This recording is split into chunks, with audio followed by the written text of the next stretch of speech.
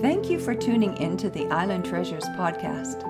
We value the insights shared by our guests and hosts, but it's important to note that their personal experiences are intended to inform and encourage, and not to replace professional, legal, or medical advice. With that, we are ready for today's exciting episode.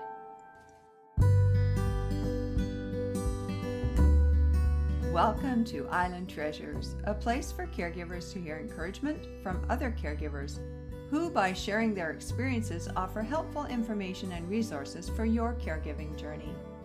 This podcast is brought to you by Alongside Caregiver Consulting, and I am your host and caregiver consultant, Alison Van Schie from beautiful Vancouver Island in British Columbia, Canada. I was introduced to my guest today when a friend told me about her training programs and certification programs for caregiving consultants. This friend knew that was just what I needed to kickstart my caregiving consultancy work at the end of my social work career. My guest is an author, a speaker, a caregiver, a coach, and has even been named an influencer in aging. Since our initial introduction, I have found her to be a great support, a teacher, a cheerleader, facilitator of opportunities, and a friend who I'd now like to introduce you to. So join me now as I welcome the founder of the Caregiving Years Training Academy, Denise Brown. Welcome, Denise. It's so wonderful to have you as a guest on the Island Treasures podcast for caregivers. Yeah, thank you so much, Allison. It's delightful to be with you. So let's dive right in, if you wouldn't mind sharing your caregiving story, and then we can progress from there. Sure. So I started helping my dad in 2004. He's now 91. Mm-hmm. I started helping my mom when she was in her early 80s in 2015. So I cared for both of them at the same time for 7 years until my mom died in August of 2022. And my dad is still living independently with help about 10 minutes from me. Yeah, you've been caregiving a long time. But you've been caring for more than your parents. If you could share more about that. Yeah, so when I graduated from college way back when, I was writing for trade magazines. What that meant was no one was reading what I was writing. And so that drove me nuts. And so I thought there's got to be something better out there for me. So I decided to do some freelance writing. At the time, I was living on the East Coast, not too far from New York City. Oh. That is the hub of freelance writing.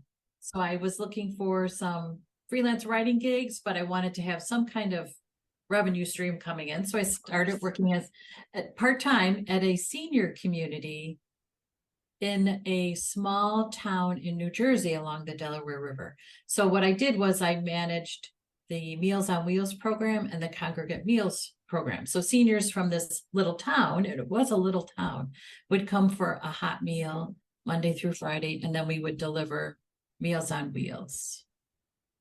So that sounds lovely, and the location sounds idyllic. And that was your introduction into senior care. Yes, so I started working with older adults, and then family members who cared for them would call me and say, did my mom come for lunch today? I did that for a summer, and then I got promoted to manage a respite care program in this same county. And then from there, I started working as admissions director for a few different nursing homes. So over a period of about 5 years, I was interacting with family caregivers every day, listening to their stories. And as a writer, their stories were so compelling to me. Mm-hmm. Every story was different. And they all had the ingredients of a good story. There was mystery, there was dysfunction, there was conflict, there was drama, there was humor. It was just great stories. So from that experience, I decided there's got to be a way to support family caregivers. So I actually started a newsletter called Caregiving. Mm-hmm. And the first issue came out in January of 1995. And it was a monthly publication that I published for the next 10 years. And then around December of 1995, a friend of mine told me about this newfangled thing called the internet. Isn't that funny? Yeah. And I thought, well, I want to be there. So I took an online course about how to start your own website. And then I worked on starting a website. I didn't have a domain name until August of 1996, I thought there's enough traffic coming to this little site that I had developed that I need to start investing. So I got a domain name and launched really one of the very first online caregiving communities for family caregivers. And not soon after I launched, I had a visitor named Jenny who was caring for her grandmother say to me, "Can you connect me to other family caregivers?" And I thought, wow, there's got to be some way to do this. So what we did initially was basically send email messages to each other and just reply all. So when someone new was added, I just put them in the to line, and then we just kept doing reply all. And then I thought, this is getting a little cumbersome. There's got to be an easier way. So then we moved to listservs. And then years ago, the big thing was Yahoo groups. And then we used Yahoo groups for a little bit. And then I was able to actually find a chat technology. So we used a chat room, and we had chats 3 times a day, every day. Oh, wow. Yeah. Yeah. So you recognized a need and you just jumped on it. Yes. And I recognize that family caregivers are the expert of their experience. Oh, totally. And at that time, it was all about, and I don't mean to say that there's not value in the content that they can create, but it was really about doctors, attorneys, financial planners. That's the go-to. But to me, I felt like as a family caregiver, we had a much more nuanced expertise around legal issues, managing the budget, providing care. So I really always made sure that family caregivers and their voice was first and foremost on any platform I created. So they became the bloggers on my website. I would have professionals reach out and say, I want to blog. And I would say, it's only family caregivers who could blog. Right. And that really developed a marketability around my work that turned out to be really helpful, because what it did is it kept me engaged in the stories with family caregivers. I wasn't just hearing about from second or third individuals about what caregiving was like. I was hearing from the source every day about what caregiving was like for them. I love that. You're speaking my language, Denise. I always say that caregivers are the best resource for caregivers. I love hearing your story. I didn't know this background, and you progressed as the internet progressed.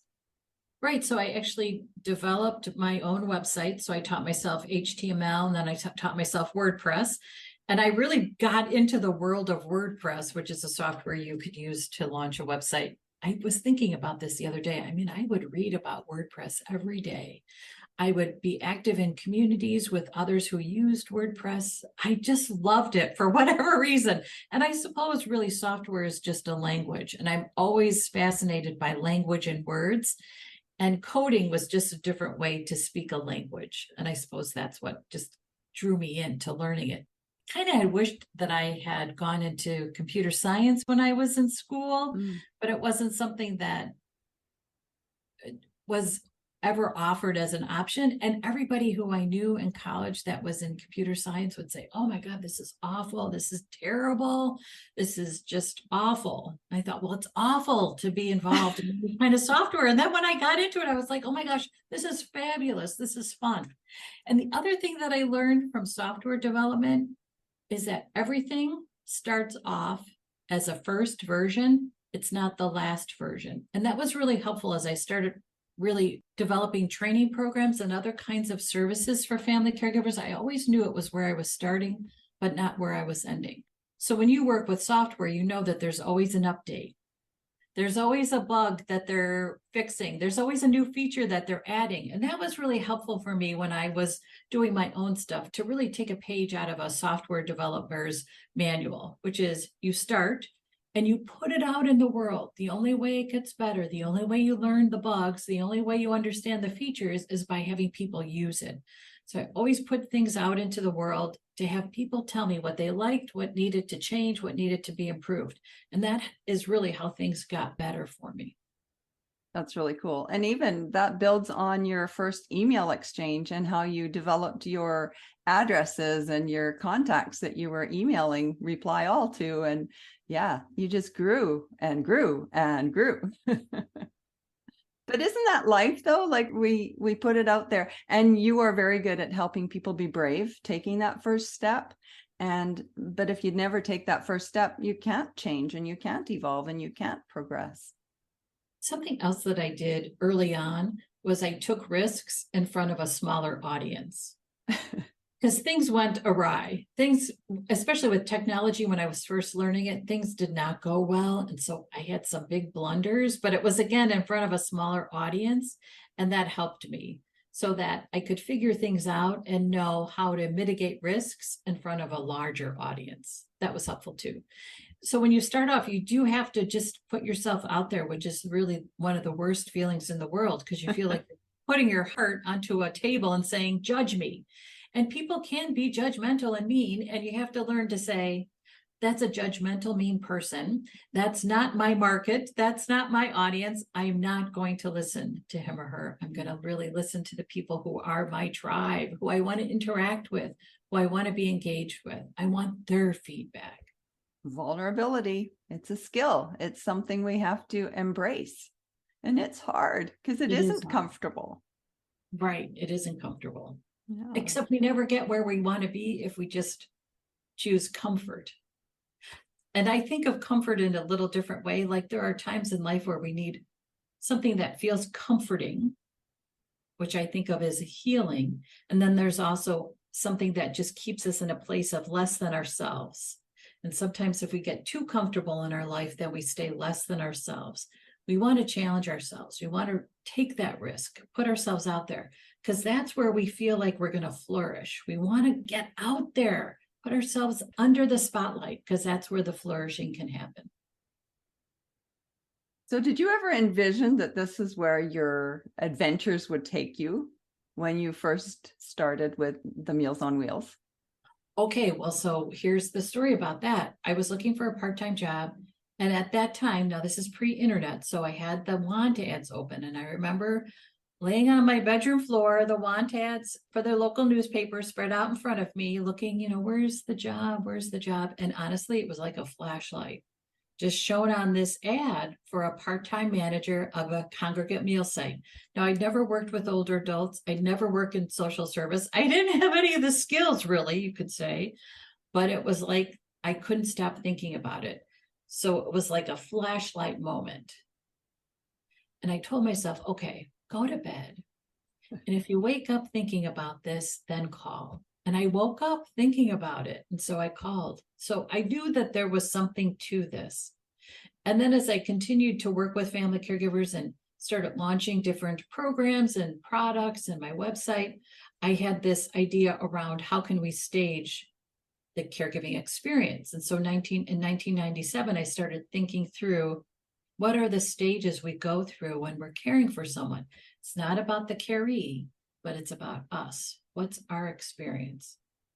And I came up with 4 initial stages. And then in 1998, I thought, okay, there's 2 more. Yeah. And when I started really working at it, I developed it into a book. And I had my dad actually be my editor and read it. And I remember saying to him, Dad, this is the most important work I'll do in my life.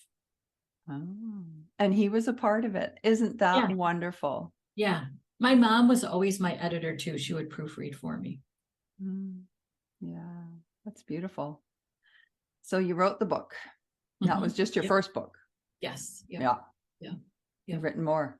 Yes. Yeah. And you're a real champion for caregivers. And let's talk a wee little bit more about your caregiving, your hands-on though with your dad now, since your mom passed away, and I am really sorry about that. And you've had some other difficult losses in your life as well. But with your dad, you talk about just vulnerability for him, but you're very caring for him. And do you just want to talk a little bit more about the type of things you do for your dad? So I would say right now, I split responsibilities with my sister. My sister actually left the workforce to be my parents' family caregiver 3 days a week after my brother died. So my brother died suddenly in August of 2021. My sister at the time was working full-time as a teacher in a daycare center, and she couldn't leave work. I was trying to reach her. I couldn't get a hold of her. I got a hold of her husband, who got a hold of her. She alerted her administrative staff that she needed to leave, and they they just were so unhelpful about getting her out of work so she could come to be with me and my other brother with our parents. And so by the time she got to my parents' apartment, I had already told my parents, my brother was already there, and she was a mess from everything. And she said, I cannot go back there. Yeah. And my mom said, okay, we'll just hire you. So she has been helping 3 days a week since then. It's been awesome. And my parents replaced her salary. Oh, that's beautiful. Wasn't a hardship on her. Yeah. It wasn't a hardship on her to actually start to help. So it's been really great for me because it always just was on me. I was the one that was closest. And obviously everybody in the family looks to me as, well, isn't this your career? You should. Aren't you a guru of this? Yeah. Right. And I will say, as you know, that it is different when it's you personally. Yeah. It's just different. But it's nice to have her help. So she provides care for him 3 days a week. And then I check in with him every day. And then I'm her backup. And then I provide other help and support for him. My brother is the one that manages the money. And that's helpful too. So everybody plays their part. Everybody has a role. And I always thought that was very important. Like I could have been a control freak about all this and said, I know how to do it best. I'm going to do it all. But why would I do that? Because that's then my whole life. I love to work. I love to be productive. I love to create. I love to have my own business. That was always a priority for me. So the more help I had, the more time I had for the things in life that are important for me. I think that's so cool to have that supportive team and that your family is willing to work together to support your dad now. And he's their dad too. So it's very lovely that you can have that supportive team. Now, we do have an older sister who is not in the picture. She lives in the area and she's just difficult to work with. So we don't work with her anymore. We did what we could with her for as long as we could. And then it just was apparent that it wasn't going to work. It was just heartbreaking for my mom. It caused a lot of really challenging situations, really difficult moments, especially during my mom's last week. My sister was really a nightmare. And we figured it out. And we figured it out in a way that I don't think it impacted my mom, but it impacted my dad. It impacted my sister, my brother, and I. What can you do, right? Yeah. So we know who she is. We've known who she is for decades. We did what we could to manage her dysfunction. The dysfunction became too much for us to manage and caused hardship for us. And the challenge was my mom always wanted her to be in the fold. Oh, of course, she's a mother. Of course, right? So it was very difficult for my mom to see the family splintered. And then after my brother died unexpectedly, it was very difficult for my mom because it was the loss of a son and yet the loss of a daughter who was still alive. Right. And she did what she could to bring my sister back in the fold, but my sister is just very dysfunctional, so it didn't work. Yeah. So, yeah, you know, we have a team, but it's not a team of everyone. It's a team that works for us. And you set boundaries. You knew that it wasn't going to work for your other sister to be involved, and to keep trying when it's not going to net any positive results is exhausting and it's very disappointing. Yeah, my mom wanted us to keep trying and we respected that. We wanted to be in a place of support for my mom around this. And we did what we could to support my mom. And towards the end, my mom was very resistant to dying until the last 10 days of her life where she was like, oh, I really get where this is going. And then everything changed for her. And so the last week of her life, I spent really creating connections for her. So she would wake up in the morning and say to me, what's on the agenda today? And I would tell her who's going to call, who's going to visit. And one of the things that we worked out was, what are we going to do about my older sister? And so my mom and I talked about it. We talked about it with one of my cousins during a visit that she had with my mom. And my mom talked about it with the parish priest. So when my mom was dying, we had the priest come. They used to call it last rites, but now they call it the anointing of the sick. And then she had her last confession with the priest in private, but then she told us later what she talked about with the priest. And it was trying to figure out how do we reconcile this situation with my older sister. And what we finally decided to do was have my mom tell me what she wanted to write in a card. My mom always had cards ready to send out. So we picked out a card from her stash. She told me what to write, and then I had her sign it. She could barely sign, but she did sign it. And that really brought peace to my mom because she was able to say nice things to my sister. We were able to involve my sister without having my sister present. So that was the week before my mom died. And then 2 days before my mom died, my sister started reaching out. I heard mom's dying. Why aren't you reaching out to me? Oh my gosh, it was really just terrible. But we figured out a way to say to her, come see her, come visit her. You are welcome anytime. And she didn't come. She didn't come. And then when it was the funeral, she showed up after the funeral started and then left before the funeral ended. Yeah. Yeah. That's tough. But we figured it out. We figured it out. We made it through, and we all feel good about how we made decisions, the actions that we took, and then how we interacted with my mom around it. We were very kind and compassionate. I think you were kind and compassionate to your sister too. Like, come. And she did come. You know, she came within her own restrictive boundaries, but she did come. You know, she has to live with that. Yes, absolutely. And so we always just kind of left it up that she's got to manage the impact of her decisions herself. It's not for us to take on. Yeah. Wow. Thank you.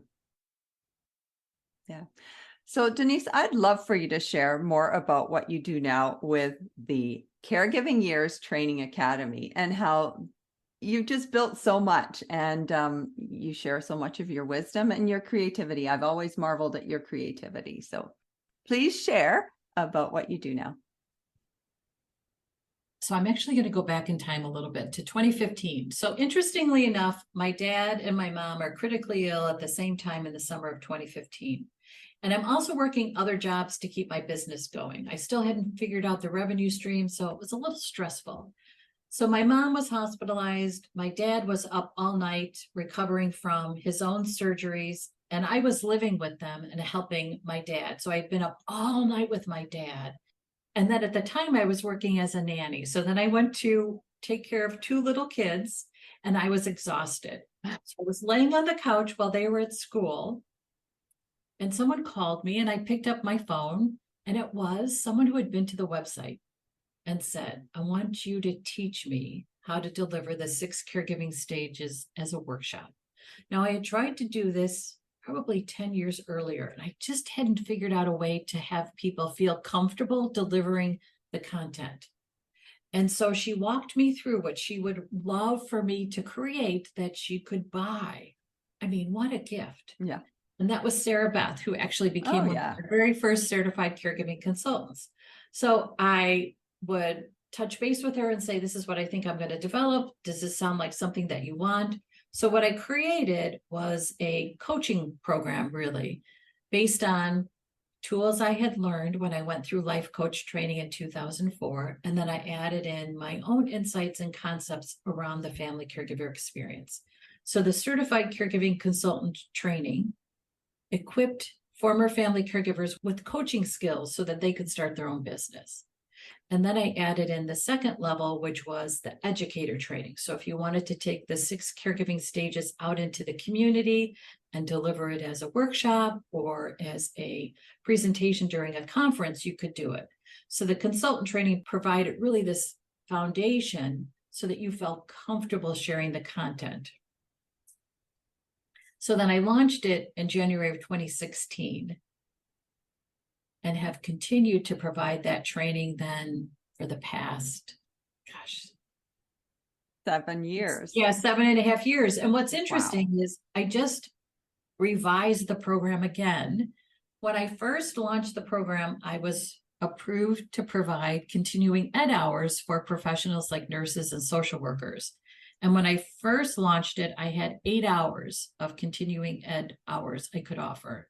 And I just updated the program, so now it's 75 hours. Wow. I know. Can you believe that? No, that's awesome. Yeah. So what I just added is budget planning, because we think about a budget for caregiving as one pool of one bucket of money, when really we need to think about it as different buckets. And then how do we budget appropriately for the caree and the family caregiver? So financial planning tools are included now, and conflict resolution. Oh. So I just shared about my sister, right? So we've been managing, honestly, I started managing conflicts in my family when I was in high school. So I've been managing conflicts within the family for decades.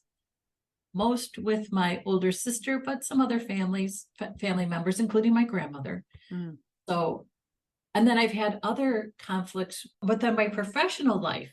So I used to get so upset about these disputes that I had, because I kept thinking, why am I having these disputes and conflicts that really were difficult, just stressful? A couple weeks ago, I was giving a presentation to the financial planners around financial planning. That's actually where I pulled the content that I added in the consultant training. So I talked about 3 ways we can plan to help family caregivers manage challenges. We opened up to the audience, financial planners, after my formal presentation for questions, and someone said, okay, this is all well and good about planning, but what happens when there's a dispute? I thought, oh my gosh, you know what we need? We need a plan to manage disputes. We do. If you are in a legal agreement with someone, within that contract is how we're going to manage disputes. I thought, oh my gosh, we need to talk out how we're going to manage disputes, because disputes are going to happen in a caregiving situation. Oh, they do. Right? So let's talk it out. And then, in addition to a plan about how we're going to manage future disputes, let's also create a plan when the dispute happens. Typically, there's one person who might be in the middle of these disputes, trying to figure it out. There's an impact on them during the disputes. Mm-hmm. So the other piece of this is, how do you manage the impact on you? So I think about a family system having a dispute, but then also gathering for an event like a holiday or a wedding or a funeral. And we always talked it out. What are we going to do about my older sister when she shows up at the funeral, when it's the holiday? You have to think through too the impact. And if you're that individual in the family who has a tendency to manage the conflicts, it can be a very lonely experience. So we want to figure out, how do we support you and the impact? How do we help you figure out what's right for you on social media? Who do you block, right? I mean, we oftentimes are figuring out, should I block someone? And it's nice to just talk it out with someone and say, I think I'm going to unfriend my sibling. I just want to make sure that this is the right thing to do. And it seems like such a simple decision, of course, but you feel like there's repercussions. Something about it is intense. Yeah. And so it's helpful to have someone with that intensity. I also think those kinds of decisions, sometimes we have to sit with. Well, I know that's an option. I know I could do it. I don't know if I can do it today. And it's nice to have someone say, okay, it doesn't have to be today. It just has to be on the day that works for you. Yeah. So that's part of conflict resolution. That's now part of the consultant training. I also have pulled that out. So if you're a financial planner, you could offer that. You could provide that kind of service. If you work in a nonprofit that serves family caregivers, you could also be a conflict resolution strategist to help family caregivers when there's a conflict. Isn't this amazing how it's progressed, though? From Sarah Beth just asking you to deliver this. How do I deliver this? And then helping you create the course. And I've always thought there's no more content I can add to this. There is. Then I'm like, oh my gosh, there's content I can add to this. And honestly, I do tell myself, no more. At least for this year, no more. So I do try to just wait until the spring to add in new content. And that's when I update it. Yeah. Well, 75 continuing education units. That's pretty impressive. Yeah, I feel good about that too. Yes. Yeah. But I also think that's about how complex and complicated the caregiving experience is. Oftentimes people will just, I think, really speak to the surface of it. And it doesn't really speak to the guts of it because it is complicated and complex, which is why we need professionals who work with us to understand that complexity. And I hope the consultant training arms anyone who wants to coach family caregivers with those strategies, tools, and insights that helps them feel confident that they do have strategies and solutions to help those family caregivers during this really complicated time. And if I may be so bold to add that it's always from the caregiver perspective. And I think that's the ticket. That's why it works. Like you said earlier, you're not coming in as an outside expert. The caregiver is the expert. And that's very social worky as well.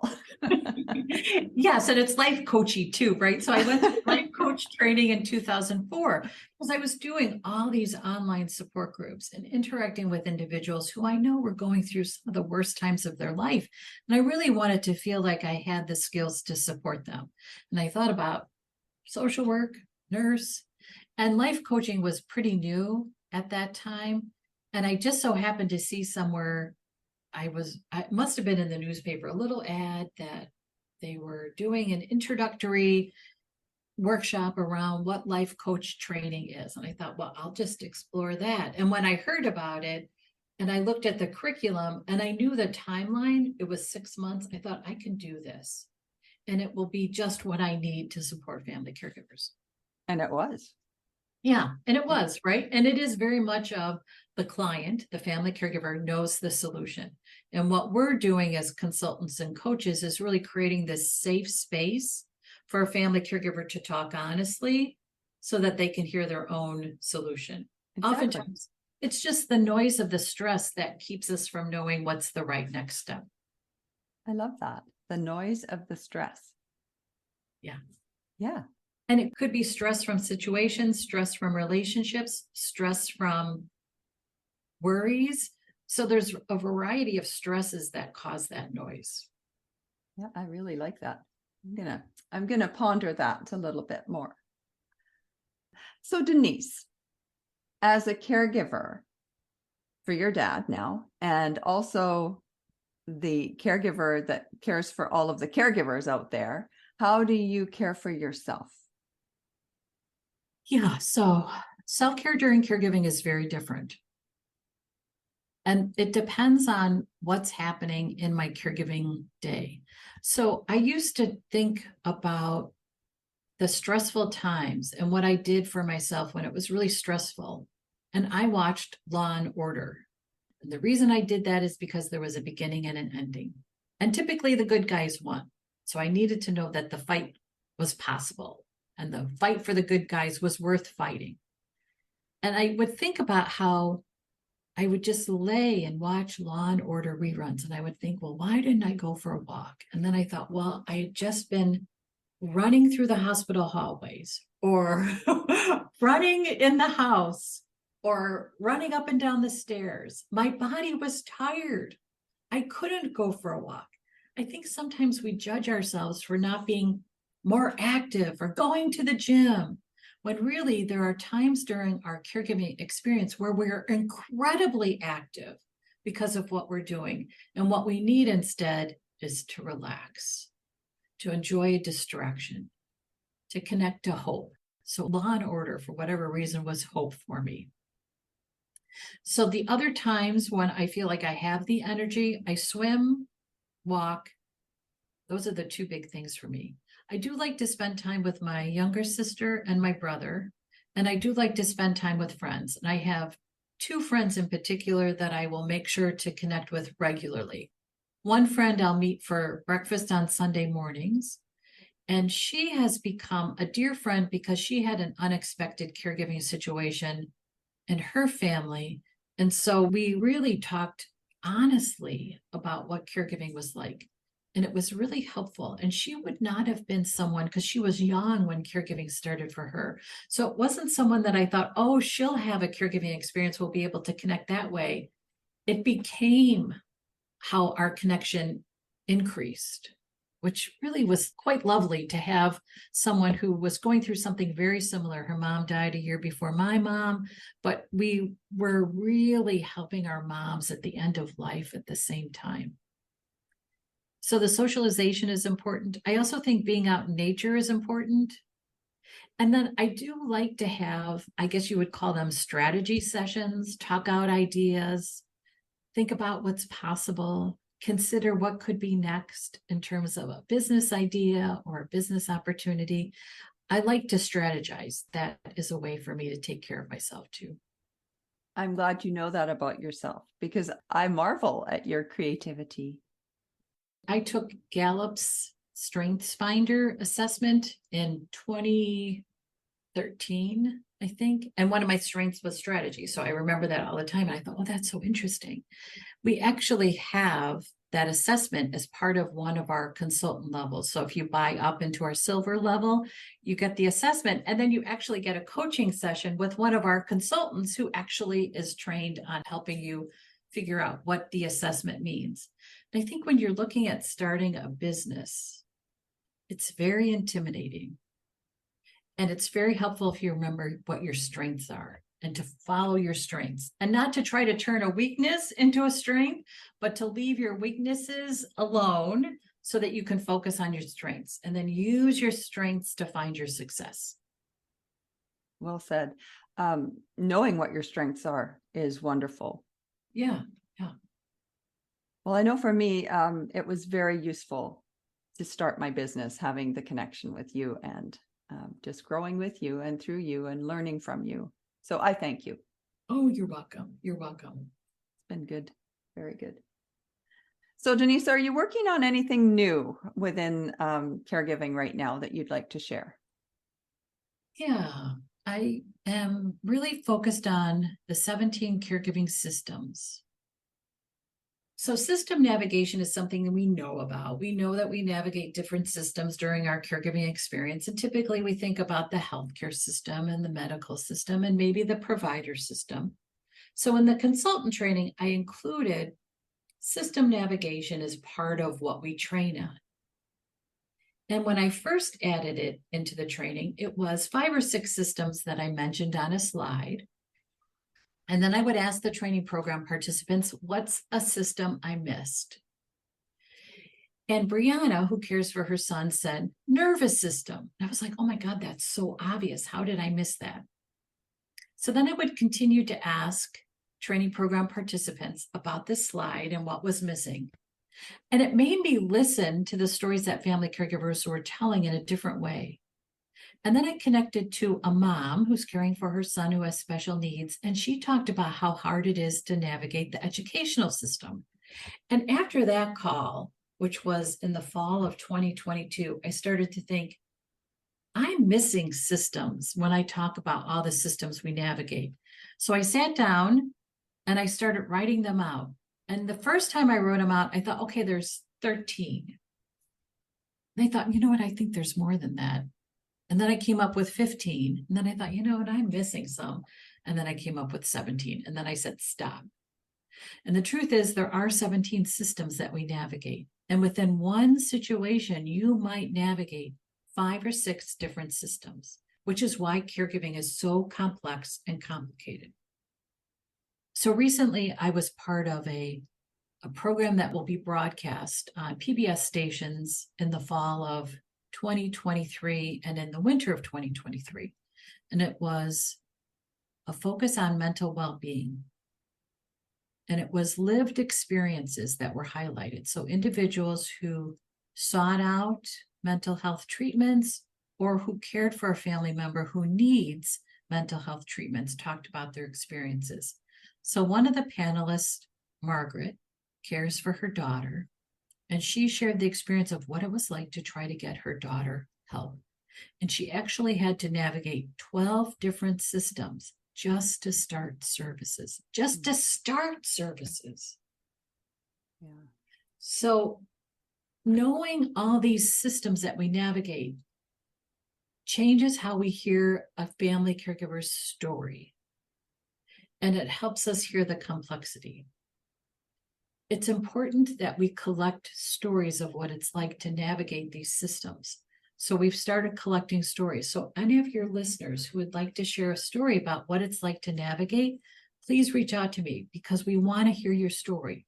We can record it for the public or just record it for our own internal use or not record it at all. It's really up to you as to what your comfort level is. But it's so helpful because there's pieces that come out when we share the stories that can inspire interventions that could help. So for instance, one family caregiver shared a story about her husband's hospitalization. Now, her husband is a lung transplant survivor. And then he had the bad luck of getting into an accident when he was riding on his Vespa. He was hit by a car. So they had this medical emergency that was not related to his lung transplant, but his lung transplant made that accident that much more complicated as a medical crisis. So her husband is in the emergency room. She arrives to provide support and help and advocate for him. And she is devastated by this. And so she has to step outside of the emergency room cubby and go into a stairwell to cry. Oh. So she's crying in this stairwell, and it's a parade of people who pass by her. No one stops for a good 5 minutes until finally a doctor, not her husband's doctor, just a doctor, takes her aside and offers her some comfort and support. And then she's able to go back. But she saw everybody walk by her and no one stopped to help because they're probably thinking, I don't have time and I don't have the skills. I don't know how to help this person. But yet we could really think about an intervention in the emergency room for a family caregiver that could be helpful. So just hearing these conversations helps me think, what's the intervention we need within each system that could be helpful for family caregivers? So that's why it's so important for you to share a story. So again, if you're interested, I'd love to hear a story about how you navigate multiple systems within a day or a situation or an experience. Yeah, and learning from your story is going to impact other caregivers. Absolutely. Yeah. Absolutely. And I'm confident that Denise will run with it and make something great out of it. So yes, because I've already thought of an intervention for the ER that we're going to start working on this summer. So I'll keep everybody posted. Well, this kind of reminds me of the family emergency planning sessions that I've been a part of that you created, because making a plan for the what ifs is so important when you're not in crisis. And yes. Would you care to talk briefly about the family emergency planning session? Yeah. Well, so we have these worries, right? We worries about the what ifs because we know once one crisis has happened, we know that a crisis could happen again. So we're not borrowing trouble with these worries. We're being realistic about someone's medical situation in our family that's fragile, uncertain, not necessarily stable. So things could happen and we're trying to figure out what do we do about it. And so instead of fretting, what we do in our family emergency planning is actually talk it out. What if there's a weather emergency? What if the home health aide is late? What if we have a deadline at work that we must meet? How do we manage that so we're taken care of, our caree is taken care of, and the situation is taken care of? And a lot of the heaviness is lifted.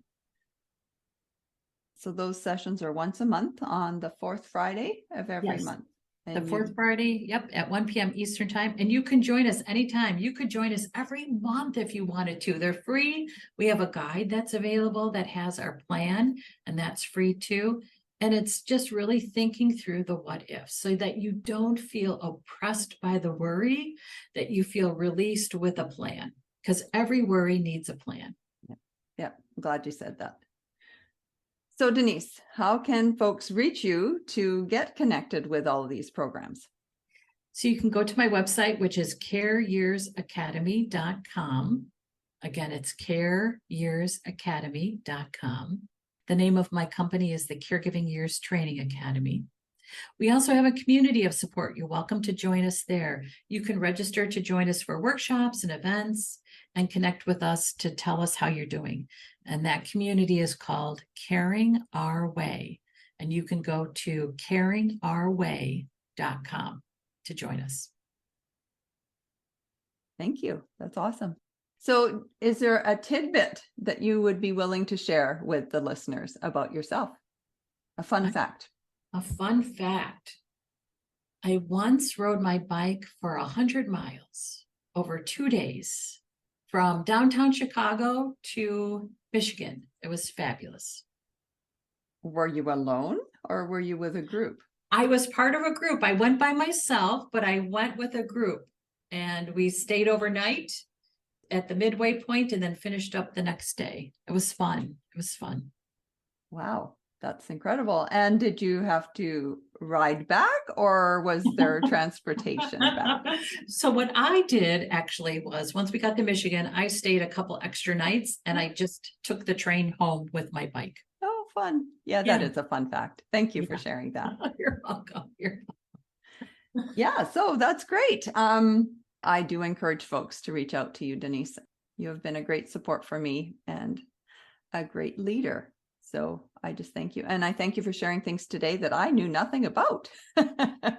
So yes, well, you're a great interviewer. So thank you for creating the space for me to tell the truth about my story. And thanks for all you do, Allison. Thanks for everything. Likewise. Ditto, echo, all that. But you're right, though. Caregivers need to tell their stories, and in those stories we can learn so much, and no one's story is the same as someone else's. Yes, absolutely. Absolutely. Well, thanks, Denise. Thanks, Allison. Caregiving stories need to be shared, and I thank Denise for sharing hers. From that first moment when Denise recognized there had to be a way to support family caregivers, she has been creating opportunities to provide that support, first with a newsletter, then facilitating chats, and as time progressed, she created the Caregiving Years Training Academy. And the courses the Academy offers continue to expand to meet the needs of caregivers, including the most recent additions of budget planning, conflict resolution, and systems navigation. You're welcome to check it out at thecareyearsacademy.com. And if you'd like to participate in the community of support for caregivers, visit joincaregivingourway.com. And if you'd like to share your story about how you navigate multiple systems, you can contact Denise at careyearsacademy.com. And be sure to watch for the program coming this fall that Denise will be participating in. It's called Coming to Light, A Path to Mental Health Services for All, a program hosted by the Kennedy Forum. And if you're in the midst of your own caregiving journey and need some supports, I invite you to tap into Alongside CaregiverConsulting.ca or Alongside Caregiver Consulting's Facebook page or Instagram account. And if you'd like to share your story as a guest on the Island Treasures podcast, please contact me by email through the contact button on my website or at Alongside Caregiver Consulting at shaw.ca.